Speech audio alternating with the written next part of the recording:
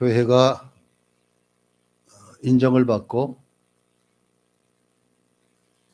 제국 전체가 기독교를 믿기 시작하고 397년 데오도시우스 황제가 기독교를 국교로 정했습니다. 자, 그러자 참 이상스럽게 교회는 혼란과 핍박이 있으면은 교회다워지는데 아주 편해지면 이상하게 변질이 됩니다. 현대교회가 바로 그렇습니다. 우리 정 목사님이나 정 목사님 아버님의 목회하실 때는 정말 새벽 기도에 많은 분들이 나왔어요. 금요 기도에도 그랬었고, 그때는 참 힘들고 어렵게 살았기 때문에 매달 건 그냥 하나님 앞에 나와서 기도하는 꿈이 없었어요. 저는 금요 기도 때마다 초창기부터 안수 기도를 시작을 했어요. 좋아하죠, 다. 근데 한참 지나니까 힘들기 시작하더라고요. 나이가 들고 한 십몇 년 하다 보니까 안 되겠더라고요. 그래서 안수 기도는 그쳐버리고 말았는데 아무튼 그랬어요. 그리고 이것도 모자라서 어떻게 했습니까? 기도원을 다니기 시작합니다.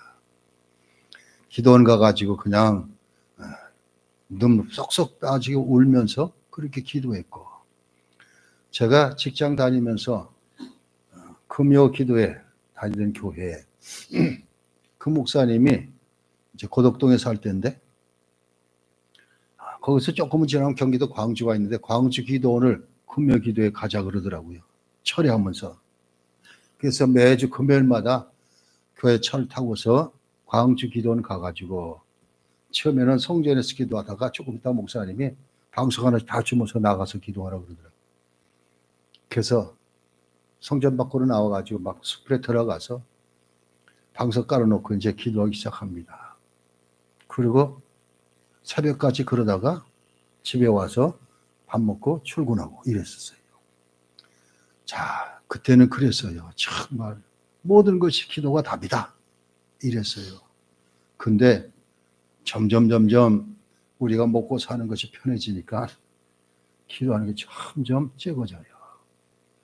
그 시간도 적어져요. 잠깐 하고 그냥 가고. 자, 현대교회도 그렇게 됐어요. 그리고 한국교회만 그래도 유일하게 새벽 기도를 하고 있는데 다른 데는 새벽 기도를 하는 것이 없어요. 주일날 낮에만 하면 끝나요. 자, 이런 것이 초대교회에서부터 이제 교회가 정부로부터 인정을 받고 국교로 인정을 받고 이러니까, 그리고 주일날은 일요일은 아예 공휴일로 정해가지고 마음대로 예배할 수 있도록 이렇게 상황이 바뀌니까 점점 나태하기 시작합니다. 그러다 보니까 교회에 무엇가 들어오는가? 세상 것이 들어오기 시작합니다. 오늘날에도 교회에 세상 것이 너무나 많이 들어와 있어요. 나는 목사님들이 심리학을 공부해가지고 상담을 한다 그래요. 난 이게 도대체 이해가 안 돼요. 성경에 보면 다 상담할 수 있는 성경 가지고. 그런데 세상 심리학을 받아들여서 상담을 하네. 이렇게 얘기를 해요. 자, 아무튼 초대교회도 이렇게 형편이 되자 세상 끝에 세속주의가 막 물밀듯 교회 안으로 들어오기 시작합니다. 즉 편해지고 모이기도 편하고 국가에서 다 목회자들한테는 사례비를 주고 이러니까 달라지기 시작합니다.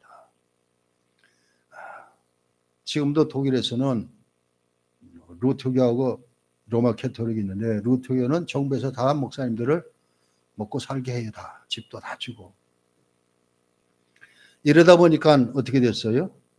제가 500주년 기념으로 유럽 6개국을 이제 종교개혁지 방문했는데 거기에 이제 우리 교단 선교사님이 계셨는데 같이 버스 2대를 가지고 돌면서 그분이 인도를 했는데 유럽 교회가 이렇게 된 것이 성경 권위가 무너진 탓이다. 딱 이 한마디.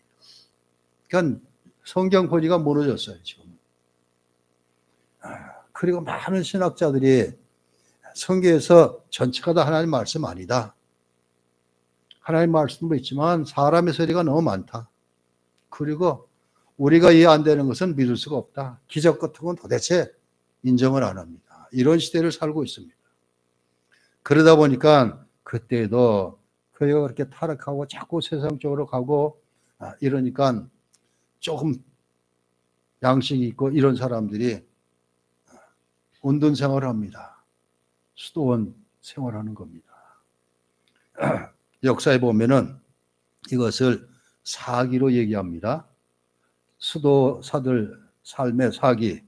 제1기는 교회 내에서 금욕주의 운동을 벌이는 것입니다. 교회 내에서. 두 번째는 제2기는 운동적, 개인적 수도 금욕주의. 이것을 최초로 한 사람이 안토니우스라는 사람입니다. 안토니 이렇게 주로 얘기해요. 수도사 최초로 만든 사람. 이 사람은 대부분 개인적으로. 제3기는 은둔적 공동생활운동. 이것은 파코미우스라는 사람이 안토니우스 뒤를 이어서 수도원을 했는데 공동생활을 하면서 그렇게 시작했습니다. 이게 3기고 제4기는 수도회를 조직을 해가지고 운동하는 이런 것이 만들어집니다. 대표적으로 베네딕트 수도원, 도미티안 수도원, 프란체스코 수도원, 그리고 어거스틴 수도원 이런 것들이 계속 생겨납니다. 지금도 클로니 수도원, 갈멜 수도원 이런 것이 있습니다. 자, 그런데 수도원이 이렇게 가지고 종사 1000년을 이 수도원이 얼마나 막강한 세력을 갖게 되는지 나중에는 이 수운동하는 사람이 교황이 되기도 그렇게 합니다. 자, 처음에 이들은 이렇게 했습니다. 수도원 운동에 5가지 핵심이 있는데 첫째가 청빈, 두 번째가 순결, 세 번째는 복종, 네 번째는 노동, 5번째는 거룩한 도서. 이 5가지를 내놨습니다. 자, 교회가 편해지니까 이렇게 됐다 그랬습니다. 그래서 수도원 운동이 일어나게 된 배경은 첫째가 교회의 세속화입니다. 세상 것이 들어와 가지고.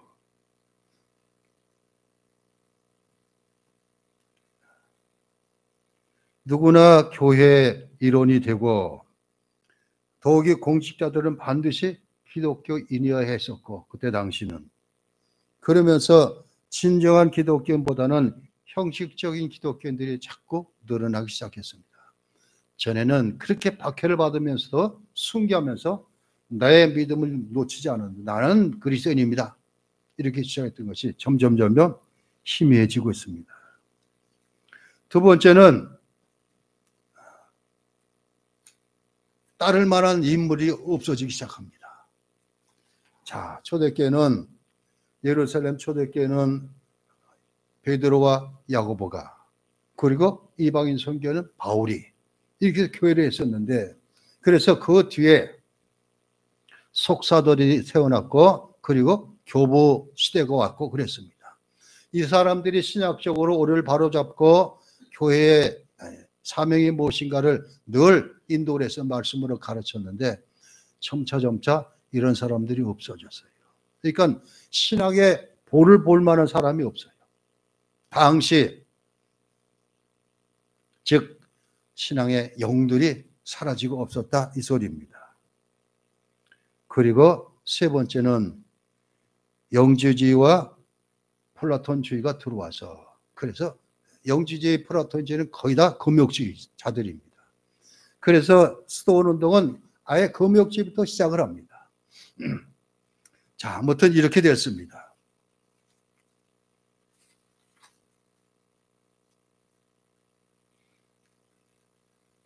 수도원 제도는 교회 기강이 흐려지면서부터 시작됩니다. 전에는 기독교인이 된다는 것이 큰 모험이었었습니다. 그러게 교회는 진짜 성도들만 있었는데 황제가 신자가 되고 대부분의 로마 시민이 기독교라고 자부하는 4세기부터는 상황이 달라지기 시작합니다. 여러분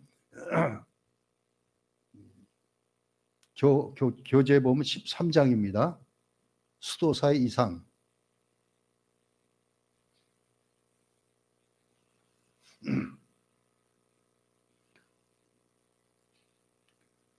아까 말씀드린 진짜 신자와 거짓 신자가 함께 섞이기 시작했습니다. 별로 구별이 되지도 않았습니다. 그냥 모이고 예배하고 이렇게 흩어지니까 누가 진짜인지 누가 가짜인지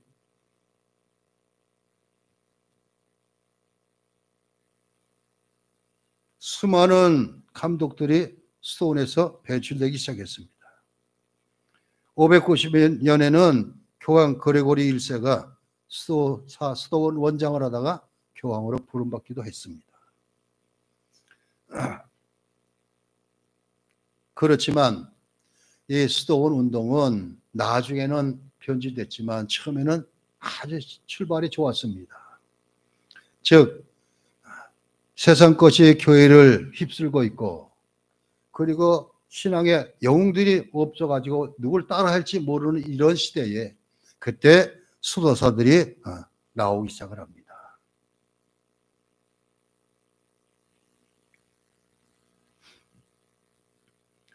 자, 우리가 믿음을 가지고 신앙생활하는 것은 누구를 보고 그렇게 하는 건 아닌데 바로 우리는 하나님 말씀인 성경과 그리고 그것을 인도하고 가르치는 성령 하나님을 통해서만 가능한데 그런데 세상 것이 들어오니까 이게 전부 다 무너지고 맙니다. 성령이 충만해서 당장 십자가에 못 박이든지 아니면 맹세에 찢겨 죽든지 이러면서도 불굴의 믿음을 가졌던 순교자들이 다 없어지고 자, 사람들은 성령의 능력으로 살기를 원했습니다. 청빈한 삶, 금욕, 독신 이런 것까지 동경을 해왔고 그런데 교회에 세상 것이 들어오고 따라가야 본받을 사람이 없고 그러다 보니까 이 세상에 머물러 살면서는 이런 정말 진짜 믿음으로 살기가 힘들다. 가능하지 않다. 이렇게 생각해서 수도사들이 나오기 시작합니다. 수도원들이 나오기 시작합니다. 그래서 수도원의 시작은 바로 그렇게 시작이 됐습니다. 수도원 제도는 3세기에 이르셔서 이집트에서부터 시작이 됩니다. 동방 그리고 서방 수도원이 좀 틀려요. 왜 수도사들이 이집트 쪽을 많이 택했는가? 동방 쪽에. 나일강 유역은 기후가 온화하고 비 오는 날도 드물고 고령자들은 약간의 양식만 구하니 경작하면 어려움 없이 살아갈 수가 있었습니다. 그래서 많은 은둔자들이 마을 근처에 움막을 세우고 거기서 기도와 명상으로 시간을 보냅니다. 250년경 데시우스 황제의 박해가 일어났을 때 많은 신하들이 사막으로 나가서 똑같이 동경하게 됩니다. 운둔하게 됩니다. 3세기 끝날 무렵에는 저 많은 은둔자들이 이집트에 거주하고 있습니다. 이 가운데 초기의 첫 번째 수도사가 바로 안토니우스입니다.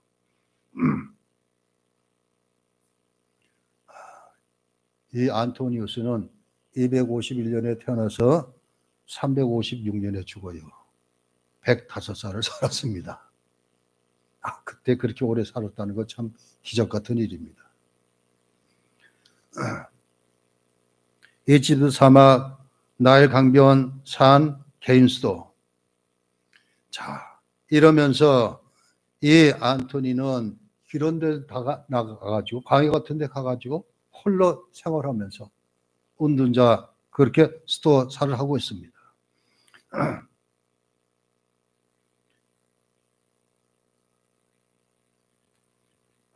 이 안토니를 따른 사람이 교회에서 보면 5,000명 정도가 따랐다 그랬습니다. 많은 세력이 따랐습니다. 311년 안토니우스는 알렉산드리아를 방문하고 총독한테 감고당하고 고문을 받습니다. 그때는 아직 311년은 인정이 안 됐던 시대이기 때문에 350년 두 번째 방문에서는 아리우스주의를 반박합니다. 이 안토니우스는.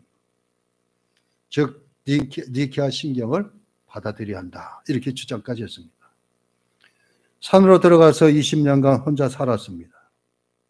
그는 수도살의 품위, 사랑, 친절, 인내, 온유, 분노를 이기는 법, 기도의 방법들을 스스로 터득해가지고 이걸 배우려고 많은 사람들이 따라왔습니다. 그런데 전개에 의하면은 이 안토니우스를 아타나시우스가 이 사람의 생활을 책으로 낸 게 있는데, 그런데 그는 평생 그렇게 수도사 생활하면 은둔사로 그렇게 살면서도 평생 마귀와 싸웠다. 이렇게 쓰고 있습니다. 평생 마귀와 싸웠다. 즉 하나님 말씀을 늘 읽고 기도하고 명상하고 이랬던 사람이 평생 마귀와 싸웠다. 2017년에 독일 루터교에서 루터라는 영화를 만들어냈습니다. 500주년 기념으로. 거기 보면 루터도 그랬어요. 루터도 늘 어거스틴 수도원에서 자기가 그렇게 수도하면서 기도하고 보고 성경 보고 뭐 이랬는데도 그 영화 보면 발버둥하면서 사탄하고 싸우는 장면이 얼마나 많이 나오는지 모릅니다. 우리는 그래요. 왜 그럴까요? 제대로 믿으려면 사단이 그냥 놔두지 않거든요. 만약 이런 것이 없다면 믿음을 점검해 봐야 돼요, 우리는.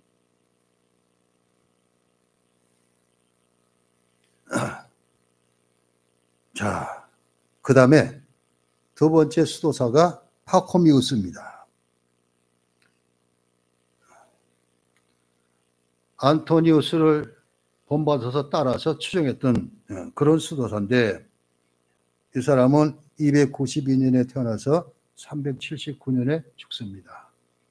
참 그 혼자 나가서 그렇게 은둔하면서 수도 생활을 했는데 다 장수하고 오래 살았습니다. 그런데 이 사람을 통해서 공동체 수도원을 만들기 시작했습니다. 즉 많이 같이 모여서 공동생활을 하면서 그렇게 수도원 운동을 하기 시작했습니다. 교회 역사에 보면은 이 파코미스는 7,000명의 추종자가 있었다. 그랬습니다. 아주 엄청난 세력입니다.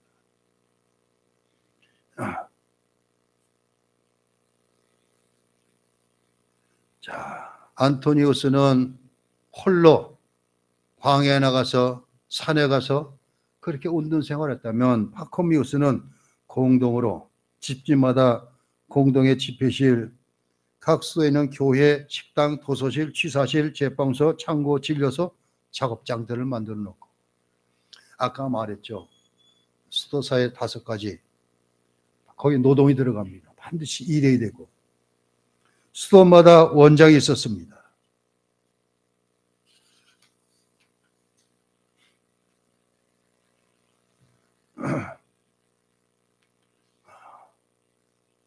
그러면서 수도원 가운데 세력이 큰 수도원 원장이 다른 약한 수도원을 다 간섭을 하고, 그리고 수도원장을 지정해서 보내기도 하고 이랬습니다. 이게 점차 수도원 운동도 점점 로마 교회를 따라가고 있는 그런 모습입니다. 자, 한국에는 그런 것이 없었죠. 1884년 4월인가요? 부활절 전에 미국 선교사 2명이 들어오죠. 언더우드하고 아펜젤라가 들어옵니다. 그래서 이들을 통해서 한 게 무엇인가? 학교를 짓고 병원을 짓고 교회를 짓고 이랬습니다. 청교도들이 스코틀랜드에서 배 타고 떠나서 미국에 들어갔을 때도 똑같이 그랬습니다. 거기는 교회를 먼저 짓고 그 다음에 학교를 짓고 병원 짓고 이랬습니다. 자, 아무튼 그래서 교회를 통해서 한 것이 무엇인가? 문맹자 퇴치 운동. 그것입니다. 우리나라가 이 정도 된 것은 정말 선교사들의 이 노력이 너무나 많습니다.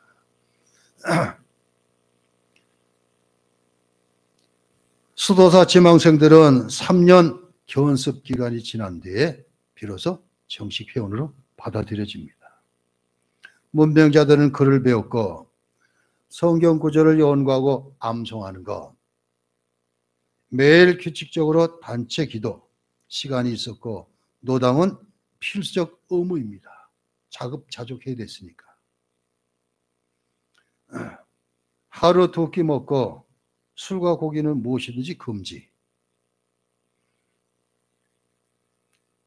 덧붙여 일주일에 2번씩은 단체로 금식. 절대적인 복종과 순결, 청빈 요구했었습니다. 이렇게 해서 수도원 운동이 시작했습니다. 그 다음에 두 번째는 수도원의 발전입니다. 여러분 교재에 보면 나옵니다. 이거는 동방교회부터 시작이 됩니다. 이집트 수도원들은 팔레스틴, 시리아, 메소포타미아까지 점점 뻗쳐나갑니다. 즉 아시아 동쪽으로 점점 옮겨져 갑니다. 그런데 이제 원래부터 금욕지 사상이 강하게 자리를 잡고 있었던 것입니다. 동쪽으로 갈수록 인도의 영향을 받았습니다. 세 종류의 수도사들이 있었습니다. 혼자 있는 고행자들, 자유롭게 공동체를 이룬 수도사들, 마지막으로 파코미우스식의 고도로 발전된 수도사 집단들, 이렇게 발라집니다. 수도의 방법은 고행입니다. 첫째가 고행. 이것이 핵심입니다. 459년에 죽은 기둥성자라고 부르는 시몬은 기둥에서 생활했습니다. 기둥을 박아놓고 거기에 올라가가지고. 즉 이처럼 육체를 괴롭혀서 영혼이 해탈하는 고행은 끝없이 계속 이어져 왔습니다. 진행되어 왔고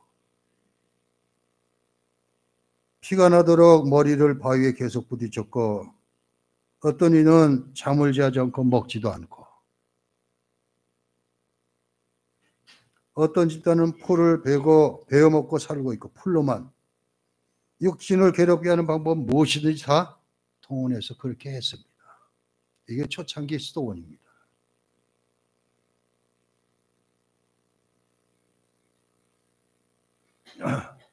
그런데 이들은 대부분 홀로 다니면서 그렇게 많이 했는데 그런데 이제 파코미우스나 이런 사람을 통해서 공동체 이러다 보니까 그렇게 고행하는 것이 육체를 훈련하는 일, 그것으로 바뀌기 시작합니다.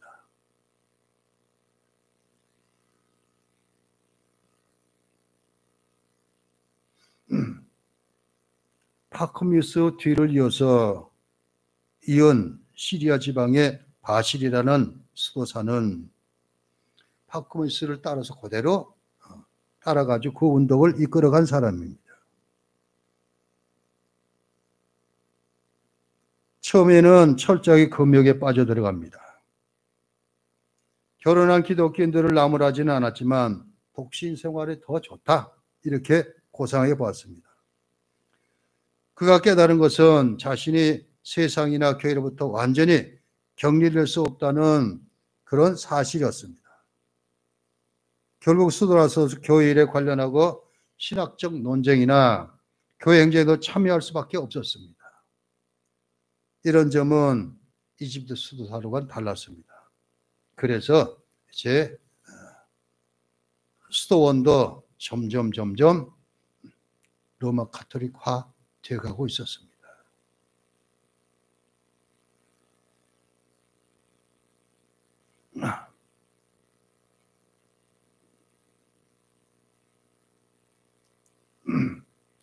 다른 사람과 함께 살아야 할 뿐 아니라 다른 사람을 도우면서 사는 게 우리가 기독교 그리스도인들이 하는 것입니다.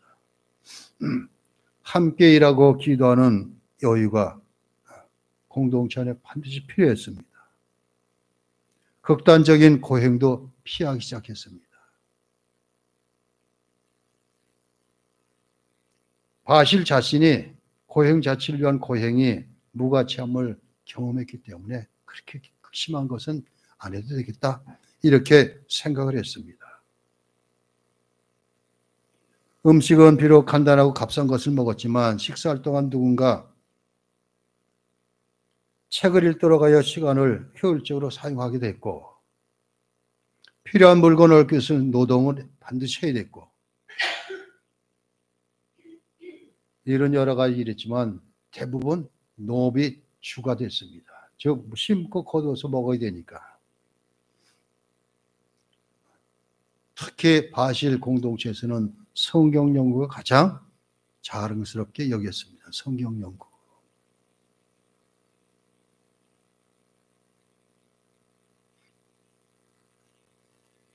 자, 이랬는데 이제 이렇게 시작이 됐고 그리고 발전하고 그 다음에 스톤 제도의 정착이 나옵니다. 이것은 주로 서방교회를 통해서 이루어집니다. 툴의 마틴은 바실과 동시대 사람이었습니다. 이 마틴은 지금의 프랑스인 고을 지방에서 수도 운동을 일으켰습니다. 이게 비로소 이제 서방에서부터 수도 운동이 있어요. 여태까지는 다 동방 쪽에서 이집트, 팔레스틴, 시리아 이런 쪽에 있었는데 이제 동방으로 옮겨집니다.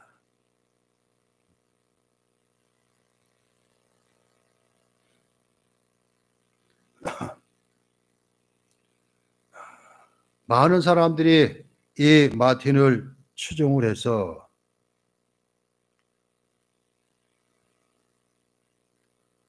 수도 원장, 즉 서방 쪽에서 가장 큰 세력의 수도 원장을 하도록 그렇게 추천했고 성도들이 자 그래서 서방에도 이렇게 수도원인데 이 서방 수도원 제도가 점점 틀려지는 것입니다. 이 같은 시대에 제롬 역시 서방 수도원의 개척자에 있습니다. 제롬이 누군지 알죠? 불가타 역을 번역한 사람입니다. 또 암브로시우스, 어거스틴, 크리소스톰 이런 사람들이 같이 같은 시대에 살았던 사람들입니다.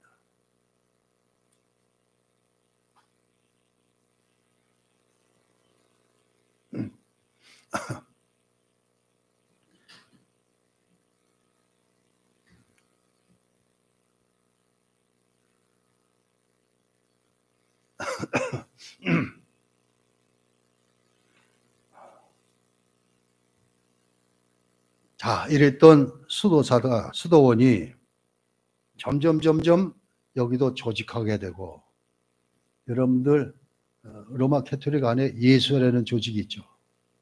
예수라는 조직은 무서운 조직입니다. 개신기들을 박해하고 잡아들이고 고문하고 죽이고 이런 걸 거의 다 예수의 회원들이 다 했습니다. 옛날에 십자군 운동 그 후에 예수를 만들어놨는데 예수에는 그런 일을 했던 사람들입니다.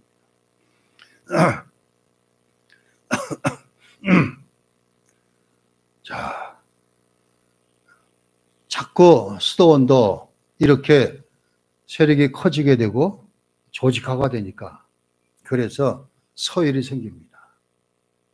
천주교가 똑같이 로마 캐토릭과 똑같이 그렇게 됐습니다. 처음에는 청빈하고 평등하고 서로 배려하고 이랬던 것이 점차 희석되고 맙니다. 그리고 이제 사람들의 생각 주장들이 판을 치기 시작합니다.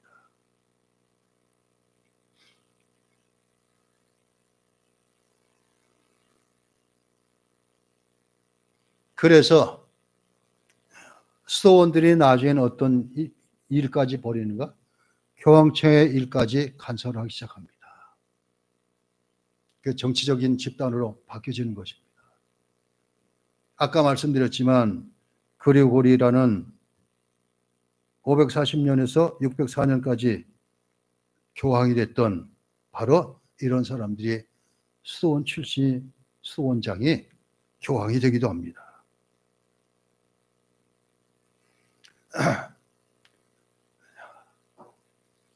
로마 캐토릭이 너무나 성경에서 떨어졌기 때문에 그래서 종교개혁이 일어났는데 그 전에 중세시대 수도원도 로마 교회가 잘못됐기 때문에 타락했기 때문에 그리고 교황들이 얼마나 사치하고 방탕하고 그랬는지 너무 모릅니다.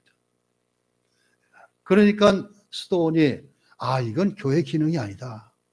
이래가지고 혼자 나가서 사막에서 산에서 기도하고 성경 읽고 이랬던 것이 점점 발전해가지고 조직적인 단체가 됩니다. 자, 그러다 보니까 서열이 있고 이러다 보니까 점차 그렇게 될 수 없습니다. 로마 캐토릭화 돼갈 수뿐이 없었습니다.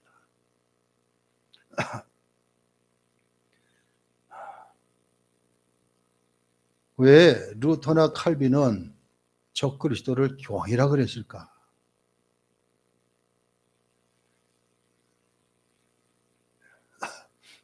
지금도 교황의 말은 하나님 말씀보다 위에 있어요. 그렇게 천주교에서는 그렇게 얘기를 합니다. 그러니 완전히 성경적이 아닌 것이 들어와 있습니다. 그런데 이것을 하나씩 따라가는 거예요. 제가 인터넷 들어가가지고 역대 교황들의 명단을 쭉 봤더니 참 엄청나게 많더라고요. 몇십을 하다가 죽은 사람도 있고 서로 암태가지고 살인하고 막 이런 게 나와요. 그러니까 성경적이 아는 것을 가르치고 있는데 그런데 수도원도 점차 이것을 따라갑니다. 처음에는 안토니 같은 수도살은 아리우스를 반대해가지고 니케아 신경을 인정하고 신학적으로도 이게 맞다 이렇게 주장했던 사람들이 점차 변질이 됩니다. 정치화가 되고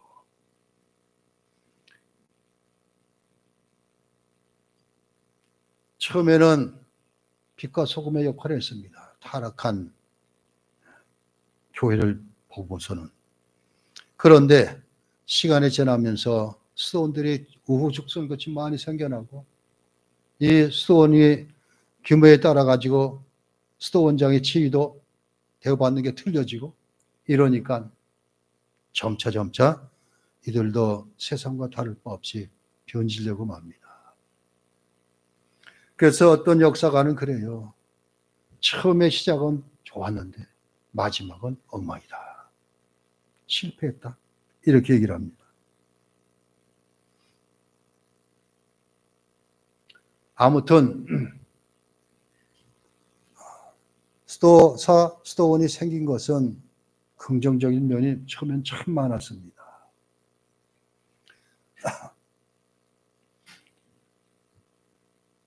우리나라에도 수도원들이 참 많아요. 수도원이라고 이름을 해가지고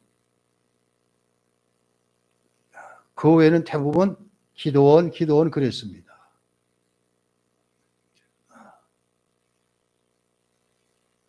대부분 목회자들은 연초가 되면은 기도원을 많이 찾아갔어요. 한 일주일 동안 금식하면서 한 해를 구상하고 이랬습니다. 그런데 지금은 거의 그런 것이 없죠. 주로 많이 가는 데가 순복음 금식 기도원. 거기 제일 많이 가고 우리 장로교에서는 하늘산 기도원 이천석 목사가 있던 곳 여기 갔었습니다. 그런데 오늘날에는 어떻게 됐어요? 우리 금산에서 저쪽 복수 쪽으로 해서 나가는 길에 대전중앙교 수양관이 있어요. 근데 이건 지금 아무것도 못하고 있어요. 건물만 크게 지어놓고서. 기도원도 기도원 역할을 못하고 있습니다, 지금.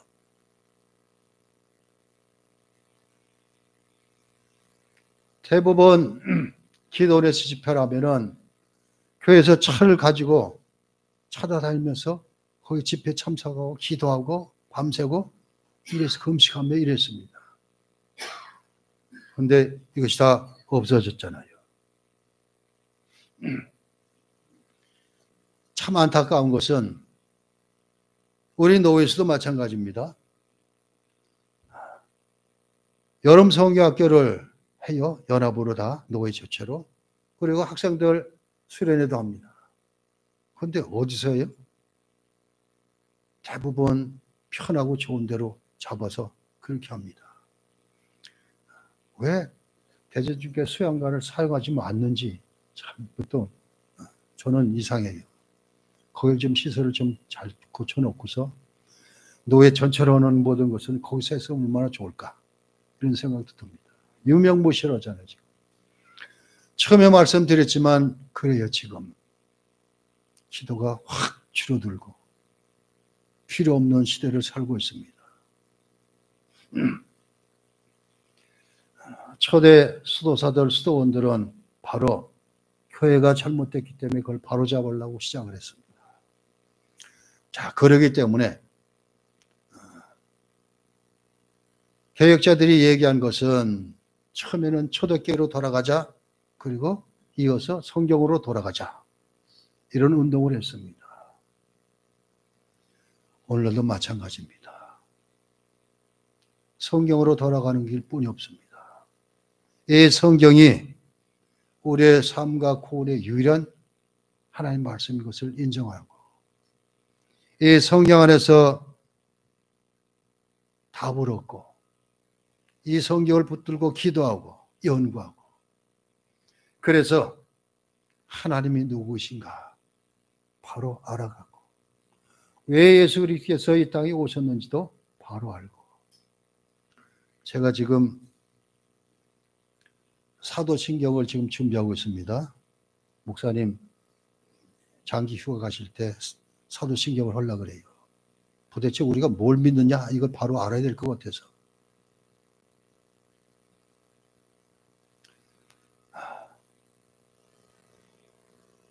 기도가 거의 없다시피 그렇게 누가 그러더라고요. 저 하동에 있는 진고 전용교회 목사 이임올 때 가서 말씀을 전했는데, 그때 우리 동기였던 목사님 하나가 은퇴라고 그때 만났어요. 근데 이분이 얘기를 하는 게 뭐가 좋냐고 은퇴했더니 새벽 기도 없어 너무 좋대. 새벽 기도 없으니까 너무나 좋대요. 그럴 거예요. 아무튼 그런 시대를 우리가 살고 있어요.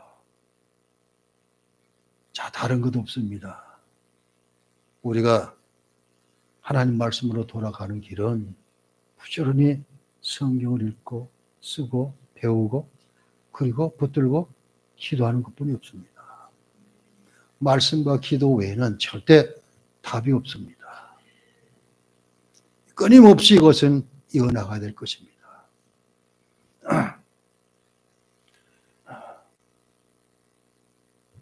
새벽 기도가 더 활성화되고 금요 기도에도 그렇게 되고 그렇게 되기를 바랍니다. 그 전에 제가 바라는 것은 우리 성도들이 공예배는 정말 다 출석했으면 좋겠다. 믿음은 들음에서 나고 들음은 그리스도의 말씀으로 말미암는다 그랬는데, 로마서의 사도 바울은 하나님의 말씀을 듣는 것 이상 귀한 것 없습니다. 하나님이 가장 기뻐하시는 일입니다.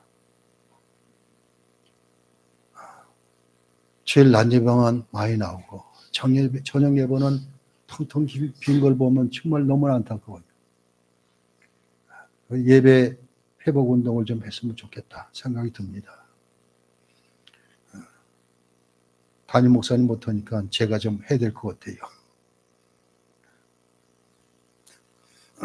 내가 지난 금요일 북클럽에서 얘기를 하다가 그 얘기를 했어요.